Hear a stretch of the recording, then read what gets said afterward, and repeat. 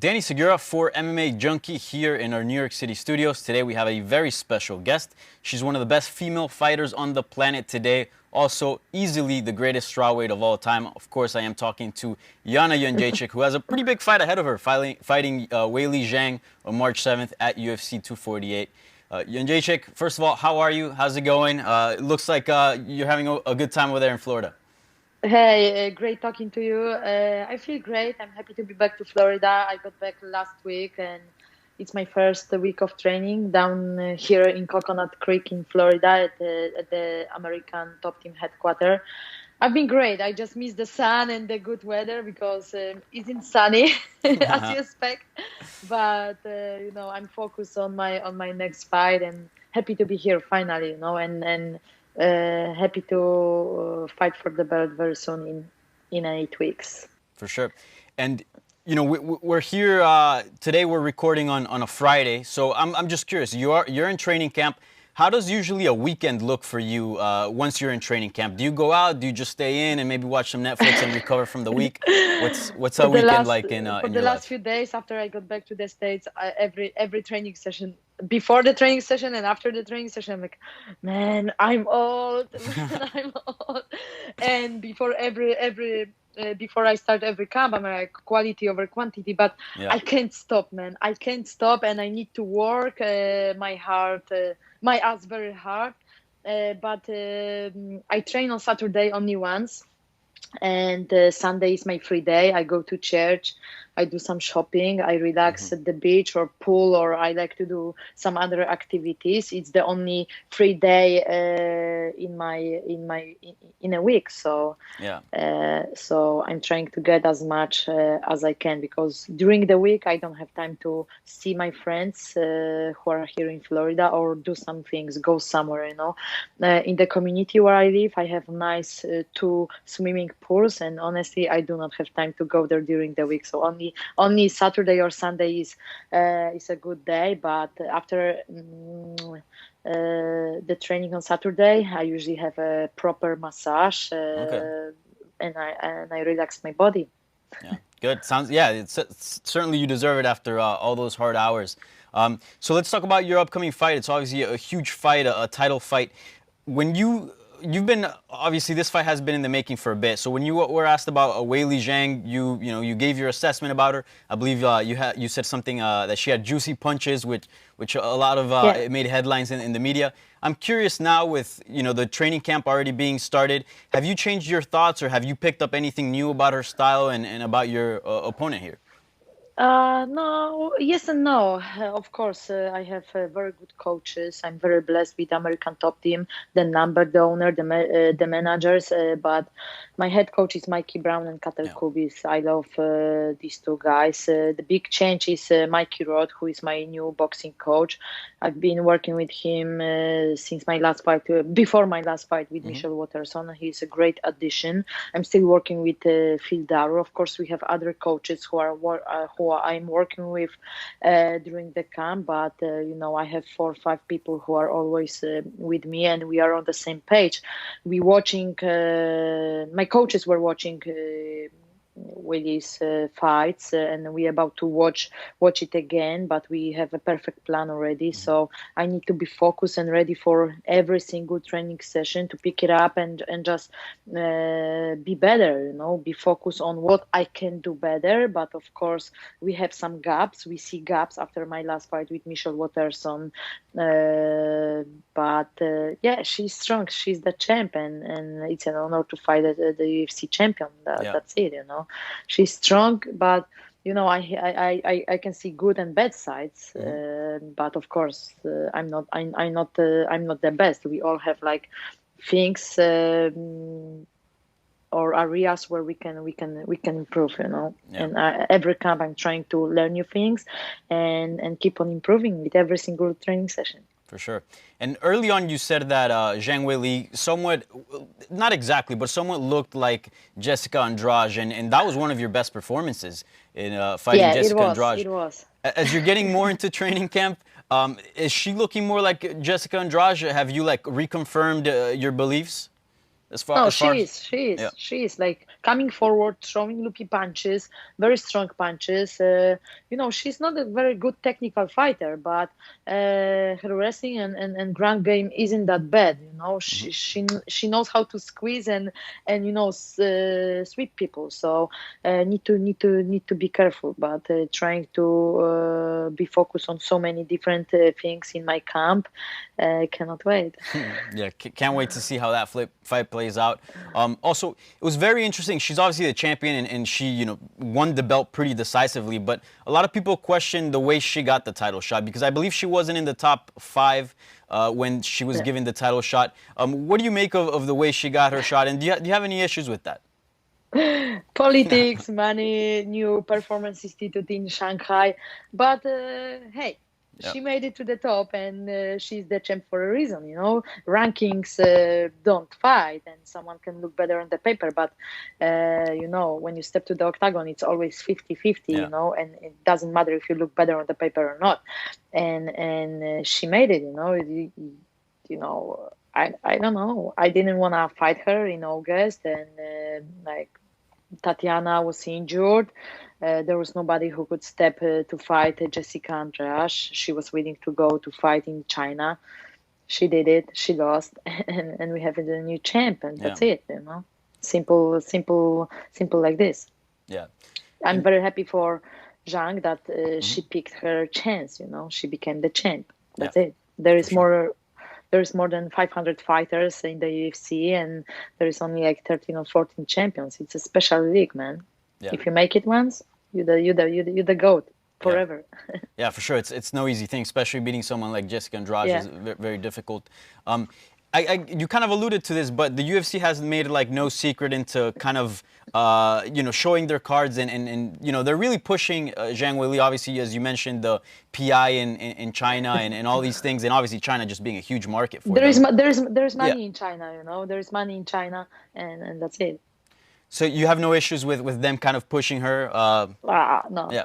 No, I'm very blessed. I'm very blessed, and I'm very thankful to Dana, to the UFC, for who I am today and where I am today. And I'm just super happy trying to get my another chance to win the belt, and I will put on a hell of a work and I will make that happen. March 7, I'm going to be 2-time champion.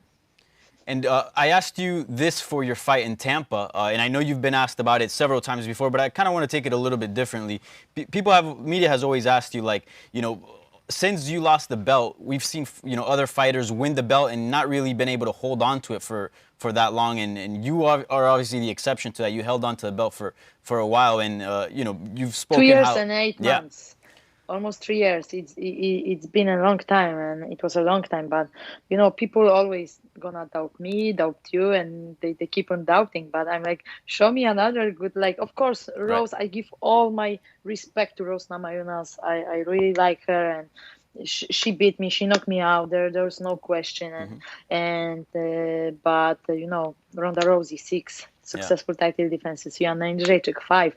Of course, the GOAT is the GOAT of women's MMA is Amanda Nunes right now. But nobody can take my legacy away from me, and that's the point. And people can say whatever they want to say. I don't care.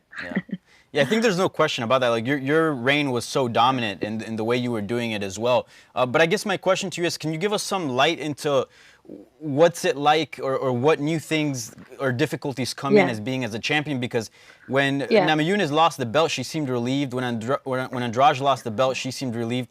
What are some of the things that maybe we don't know about that you start facing when you become a champ? Besides the obvious of fighting, the very best all the time. It's not easy to become the champ, but definitely you need to deal with many more obligations after you win the belt, and it's not like the fighters, the champions only want to do it, but of course you have you are like a stock for the UFC, they need to use you to promote the organization, and you need to do more stuff. Like, I love doing like so many different stuff. I love doing media. I love doing sponsorship, but it's all about organizing your time. And some people, some fighters, they don't know how to do it. I know how to do it, and I cannot wait to get this belt and then put on work again. And that's it. Yeah, it strikes me as But with everything you've said and like the things you do, like especially over the weekend and all your plans. It strikes me that you're a very organized person and you have like everything always like in order. I don't know if that's accurate. I'm a real athlete, you know. The athlete's worth is like Hmm. 0 to 1, you know. There is no between, you know. Or you're doing something or you're not doing, you know. It's always 100%, Yeah. white or black. And recently, switching gears here, recently you spoke to UFC Unfiltered and you opened up about some of the things Yeah. going on in your personal life, from management stuff to relationships and whatnot. Can you talk about how that affected you in your career and why did you feel like sharing it? Because a lot of people didn't know this about you. Yeah, they didn't know. I don't know. I just want to show to people that, you know, like clear head and strong heart is very important to be successful. So many people like were like, I received so many messages. They were very thankful for that, for being honest. But some people were like, "Oh, it shouldn't impact you. You should be stronger." But I was strong because I was carrying that like a cross, you know. Yeah. I was training, I was fighting, and I thought that everything was fine, but it was not. And I want to show to people that doesn't matter who you are, where you're from, and we all have to deal with something, you know, always Yeah. something going on in our lives, and it's very important to stick to your plan and wait for this moment, you know, wait to be totally like free, you know, clean the patch, you know, let some people go and just do your thing, you know, because you know, I want to live my life and I'm living my best life. Doesn't matter if I up or I'm down. I'm living my best life and I'm trying to get as much as I can. But I know how bad personal life can impact your performance or business life or fighting life. And I'm not saying that I'm looking for excuses because people saying that I always look for excuses. No, I'm not blaming anybody, Mhm. but I know how difficult it is. You know, people don't know what does it mean to be a fighter. Train, you know, twice, 3 times a day, being far away from your family, the closest people, and isn't easy, you know, isn't easy, and that's it. I just wanted to share with people, you know, Yeah. and tell them that it was not that I was disrespectful to Rose Namajunas or something like this. My best performance was with in the fight with Jessica Andreas, Hmm. and I was even more than ready to face Rose Namajunas in New York in 2017, but you know, something happened and it is what it is, you know. But I want to show to people that there was something going on, you know, that I thought that was fine, but it was not fine. Yeah. Now I know it was not fine, you know, but 2 years later, I know that it was not fine, you know, that Mhm. I wasn't myself. Yeah. And there's always going to be haters. You can ignore those, but Of course, yeah. I just like I always say, I pick the stones and cement my fundaments, you know, Yeah. that's it makes me bigger, you know, Yeah, it for sure. makes me And bigger. I saw a lot of like good feedback. Like a lot of people connected and Yeah, felt yeah, good about like, you sharing that. Did it almost you feel know, like I a was like, relief? oh, you can tap Yeah. my hand that it's not going to happen to me. Like we all like sometimes we feel like we live in the bubble, you know, and nothing can impact us, nothing can happen to us. No, it can, and it will hit you from the back, you know, in the most unexpected moment. Yeah, for sure. And so, something that's very interesting about your career is like something that made you so popular was always your intensity. You Yeah. not only in the cage but outside of it as well. And I think in sort of in the last maybe couple of years or so, you still have the same intensity. Don't get me wrong, but it seems a lot more positive. And I think a good example of that is the build-up with Michelle Watterson.